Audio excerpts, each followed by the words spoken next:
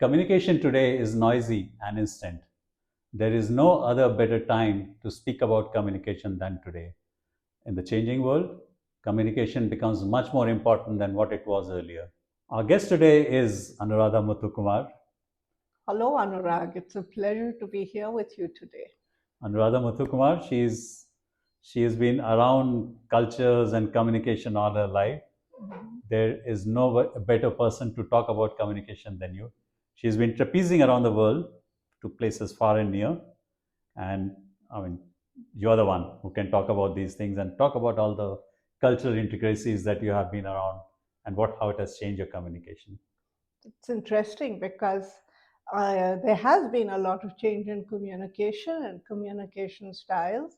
And in the background that I come from, I've seen a lot of people struggle with this issue. And they do with all the instant communication that is happening today. There are fights on the WhatsApp which nobody knows how to manage, right? Right. So these are the things that we will talk about today, and more about what it takes to change, right? So with decades of exposure that you have had in the cultures and communication, what common threads do you see across cultures which are in communication, which everybody can adopt, let's say? Well, there are a lot of common threads, and it would be difficult to talk about everything in just one session. But one thing that always comes to mind is that one has to adjust one communication style to one's audience, which also means that you need to know your audience and you need to know about them. You have to know everything. It helps to know about customs, manners, what is acceptable and what is not acceptable. This is like the basic foundation of it's not only cross cultural communication internationally, it happens even within our own country. Exactly. I mean, I could be from East India and you could be from South India. And we have totally different attitudes towards communication. So, that I think is the most common thread that links all of us together, and which is an important aspect because we tend to ignore it. Yes. We, And it's kind of also setting up this precedence of language conflicts, which is really not needed because eventually at the end of the day the languages are what they are. They're all rich cultural backgrounds which can be treated like that rather than pushing somebody and saying this is my culture, follow it, right? So it both goes both ways, right? Exactly. Yeah. That's how it should be because it's only when we respect the background from each one, where each one of us comes, and if we have the empathy to understand it and take it forward, half your struggles are over after that. I have also lived across cultures, and one thing that I generally say is that it's great to learn another language because it makes life easier for you. It's not for others, but it's for yourself. That's So right. I don't know why it doesn't happen, but people don't understand, I think. Right. So, was there any cultural communication practices that you came across which surprised you or changed your approach to communication?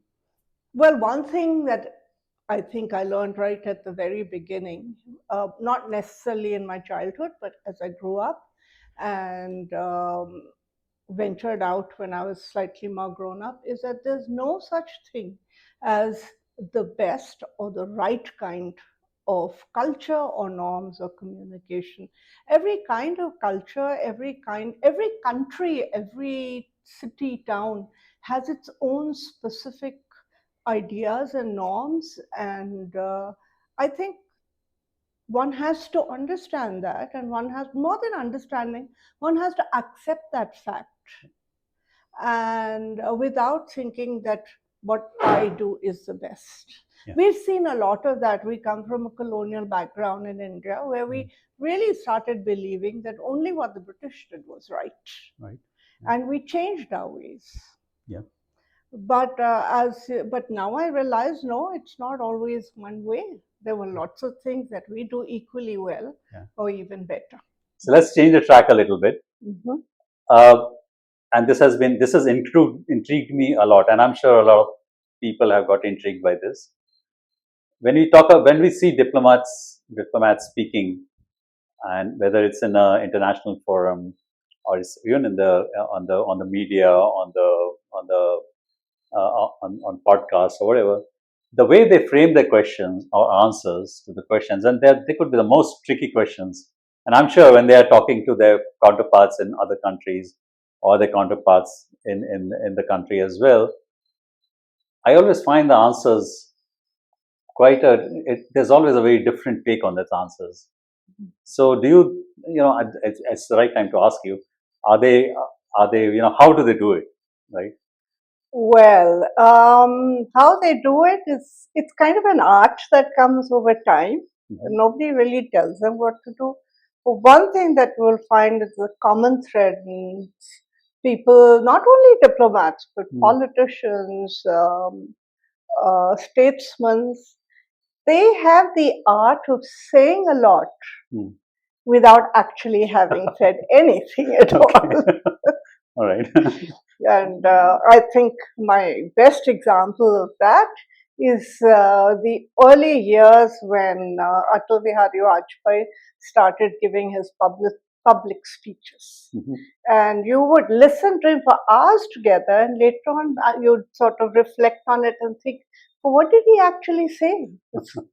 And I think that's what most of them do as well. Yeah. Okay. That's interesting. Because they need to avoid controversy. Yes. That is really important. You cannot come up with a controversial statement in a public forum.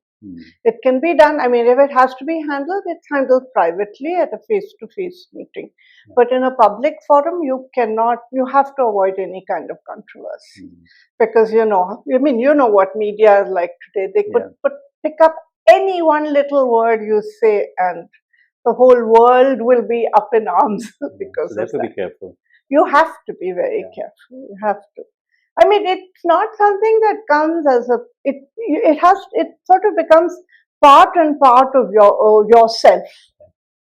You don't really make a conscious effort. You are aware of the fact that I cannot lead us into a controversy. Yeah, there's also a little bit of course, it takes years. And I think it's also the maturity that they develop over a period of time. It is maturity, and I'm sure it happens during their training period when young officers are being trained. Nobody really sits them down to tell them, say it like this or don't say it like this. It's just in the course of being trained that they realize that it's best to avoid controversies and be careful about the words you choose when you say anything, especially in the public domain. And I think that's a lot of these things to learn by our mid-career managers, because that's something that you need to do even in the corporate world. When you look at CEOs speaking, exactly, a lot of this is they can't speak without any meaning. There's a little bit of difference because they have to send out messages to their teams, and but the way they do it makes a lot of difference on how the rest of the team behaves, and how the other, even the investors, and how they need to give their investors speeches in the public forum. Whatever they say actually moves the market. You're right. Right. So I think there's a way to learn, and I think that's something that in a communications, the way to learn to a great extent is through emulation. I mean, I know it sounds kind of old-fashioned because you learn by doing and by listening to others. And communication is all about listening as well, not only about talking. So when you listen to others, I mean, you're listening to, let's say, Mr. Ratan Tata. You listen to all these people and you realize that there is a method to this madness. Yes. And you emulate what you've heard. I think it's also to do with clarifying your own thoughts and start from there to a certain extent, because that's when your communication becomes clearer, I think. You have to.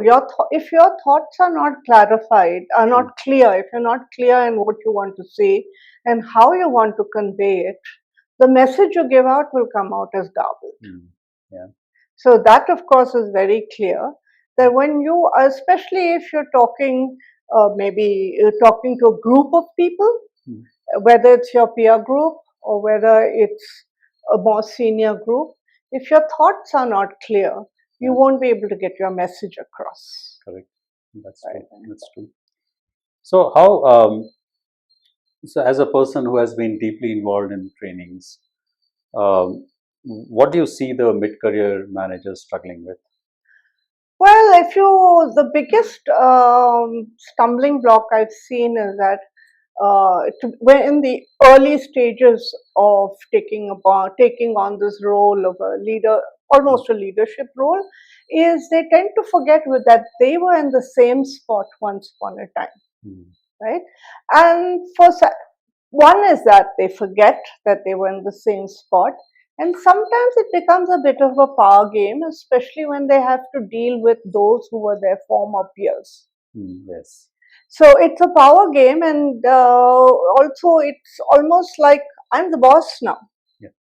You've got to listen to me. Which doesn't happen anymore. I don't know if it doesn't happen, but I've seen a lot. I mean, these are unsaid. Nobody says it, right? Yeah. But the way you put it across, it's your body language. Yeah. It's the expressions you use. Yeah. So whether you make eye contact or not is making it clear.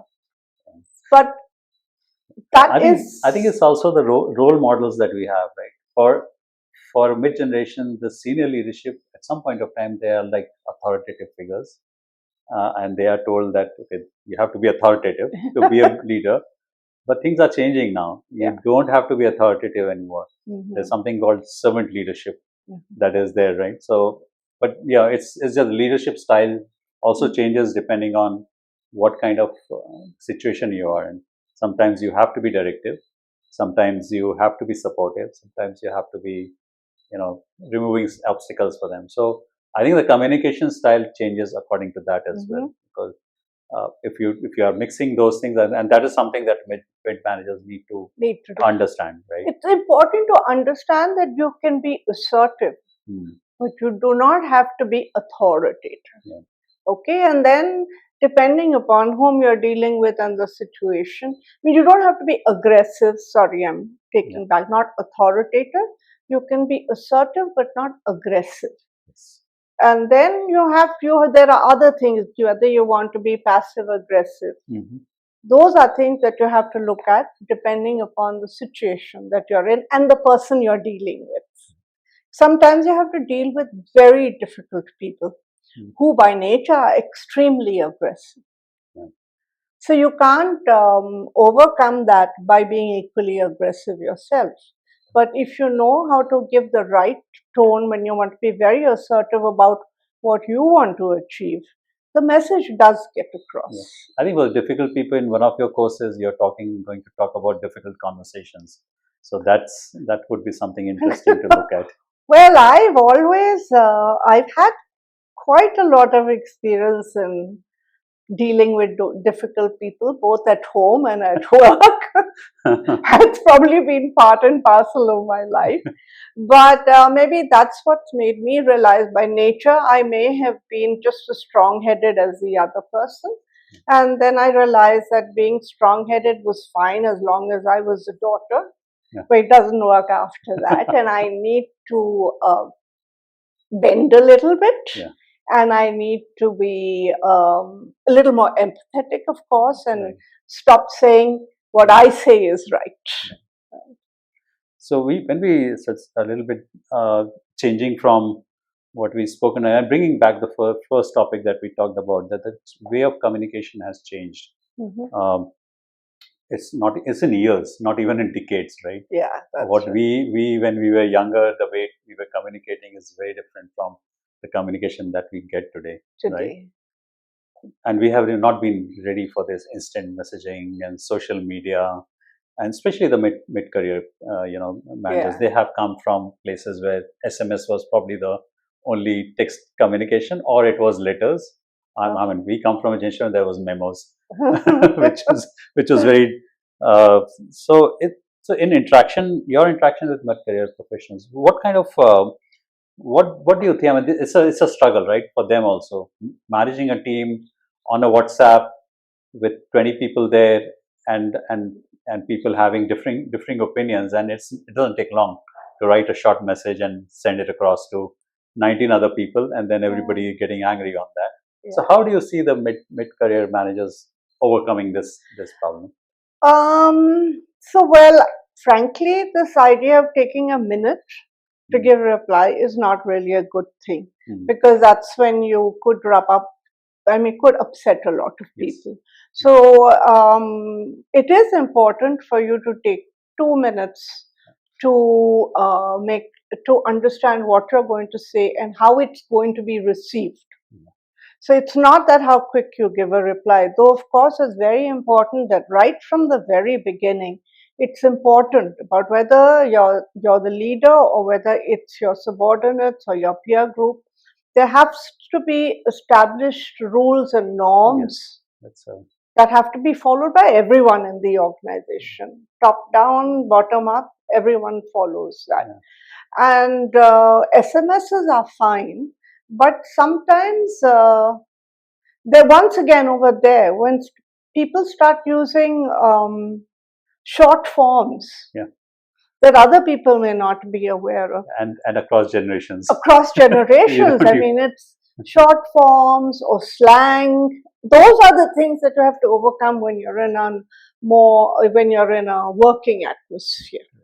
And it's important that you give thought to that. You just can't start your sentence with "Hey bro" or something like, cool, I'm okay with it. I mean, if it's an official, see, today even WhatsApp is an official communication. Correct.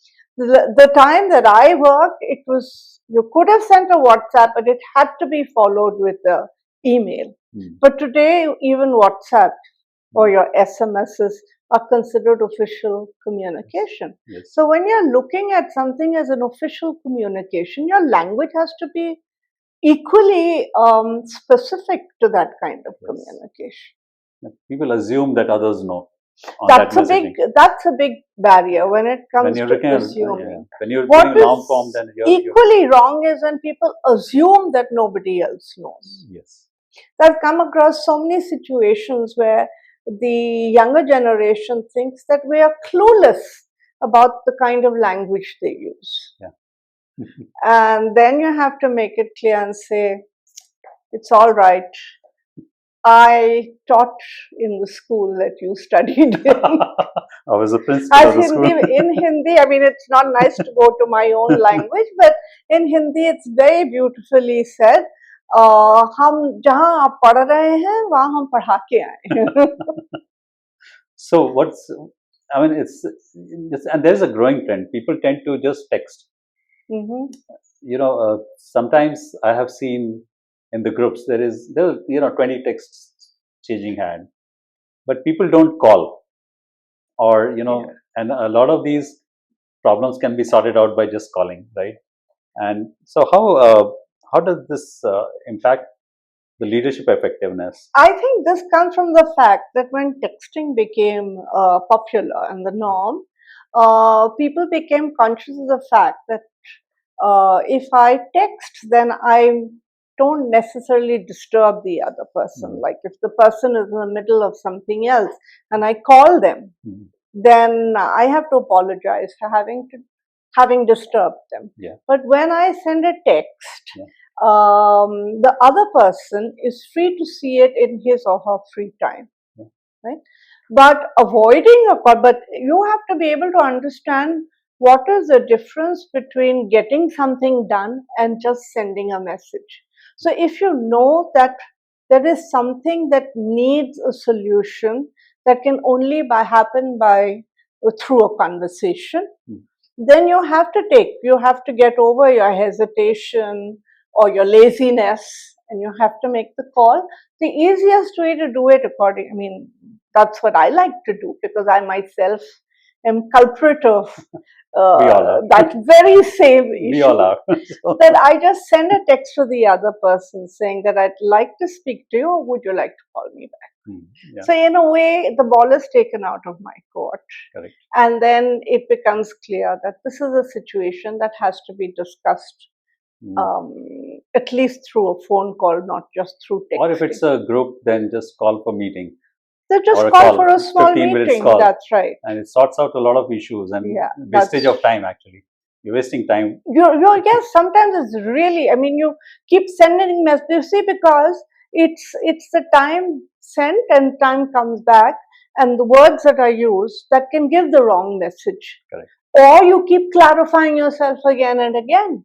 So the simple way out, and so that is like accepting the fact, and it's a conditioning that I need to know that this has to be done, and therefore I have to pick up the phone. But it is important to also to be a little sensitive to the time at which you make this. Oh, yes. You cannot, wake somebody at 12 or 6, 5, 4 in the morning is not really the right thing to do. Correct. I think countries have started passing laws on social media. And some of the countries, it's already illegal for a boss to send a text after 6 o'clock. Yes, I think Germany was the first one Yes. that imposed that. Yes, yes. And I think that's, well, but that's also because the Germans have always had those rules. You don't disturb people at home. They've Yeah. had a very good, I mean, from what I've experienced, by and large, the work-life balance there is much better than many, especially better than our country. Yes, true. And also, I think, but the thing is that not everybody is from Germany, right? Even in these True. days, there are people from different nationalities who That's are right. talking together, and cultural sensitivities do come into play. Plus the timing, you have to. I've seen people actually writing below in the message, "I'm sending it my work time. Please read and respond in your work time." So, which is very, very sensitive and very nice actually. That's very nice because I haven't really come across anything like that. I have, So I'm glad that this change is coming. especially in Europe, this is happening. Not so much in India for sure, but well, I mean, there are other countries who are absolutely regardless of your time zone. mm-hmm. They want you to be very conscious of their time zone. Yeah. But it's not reciprocated. Correct. But we can't change the whole world. Let's just world. start with ourselves. Correct. So we have designed a training Mm-hmm. on for leaders for future ready communication. Can you tell us what key topics that you have covered in that? Well, of course, they're the usual basic topics which deal essentially with communication, the basics of communication. But there are a few things that I feel that are very important today, especially if you're going into mid-level career. And I have introduced something, I introduced something called personalities. Once upon a time, they only talked about 5 or 6 personalities, types. But there is a foundation called Myers-Briggs Foundation, which which has gone deeply into the idea of personalities, and they've introduced 26 different kinds of personalities. Okay. So I thought that would be a very good learning curve and a nice activity with which to start the program.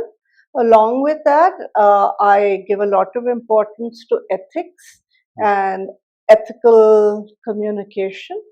I've also included handling difficult conversation, public speaking, and problem solving. I mean, for me, problem solving is very, very important because I think that's where all the communication barriers are. And there are sometimes it can even be addressed as a topic by itself. Yes. Right. So we look forward to that program, and I'm sure a lot of people will benefit out of it. I hope so. I look forward to that.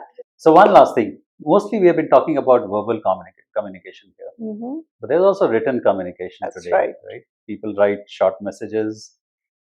As we just talked about some, short words and TLAs, the 3-letter abbreviations and all that stuff. But what do you think? Do you see a degradation in the writing itself? People have stopped writing long forms. People, you do see long form in some of the, like if you're writing an article and newspaper, you still have that. But in general, people are not writing long form anymore. They're not even reading long form. So, so what do you see? How can we change that trend? That definitely has to be changed. I mean, I've had situations where I sent a a long message asking for details, and I just get a reply saying okay. And I really want to turn around and say, what does okay mean? Does it mean okay, you're going to give me an answer? So that needs to be changed, but that only begins, I think, by um, asserting yourself and telling the other person, I mean, not in a very aggressive manner and not as a confrontation, but making it clear that when I ask for a question, I'd like a complete answer, Yes. and not a one or two word reply.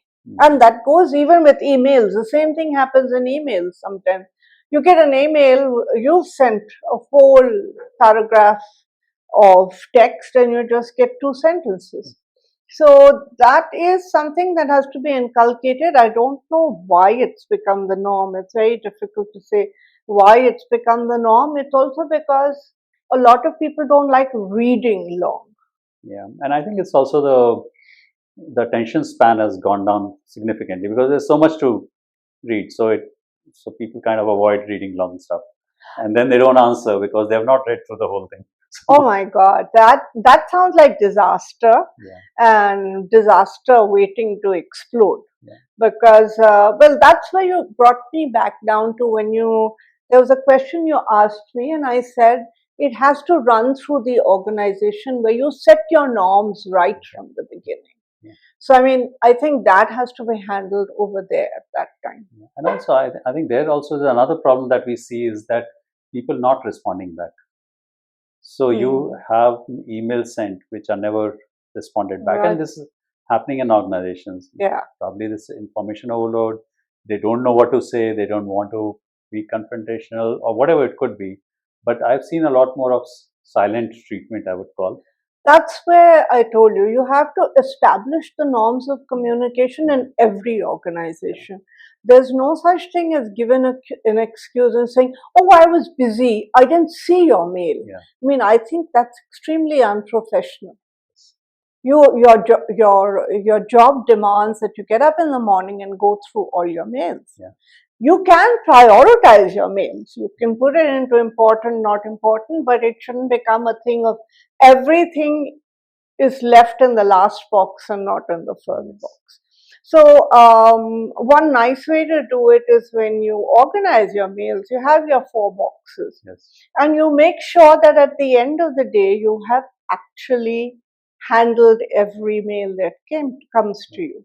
A practice that I followed was sometimes I may have been short of time or I didn't know what to say. So I felt it was always polite to write 2 lines saying, I have acknowledging your mail, I've read your mail and I will get back to you within, you can specify 1 day, few hours, whatever. I think, but those are norms, as I said, I don't want to repeat myself. They have to be established throughout the organization. We can keep on speaking about communication the whole day long. I'm pretty sure we have enough of experiences and to do that. But thank you very much. I got one last question. And if you were the god of communication today, what one thing would you want to change? Oh boy, no. That's too difficult to answer. Difficult to answer. You need many more sessions for that. Just one. But I don't, all right. The first thing I like, you just told me the previous question was the last question. This was a trick question that I had. Okay, so thank you very much, Anuradha. It was great talking to you. I'm sure our viewers would love that too, and they will have probably questions. And we, of course, have a course going to be happening soon. So I will look forward to it. Thank you very much. Thank you very much, and have a nice day. Thank you. Bye.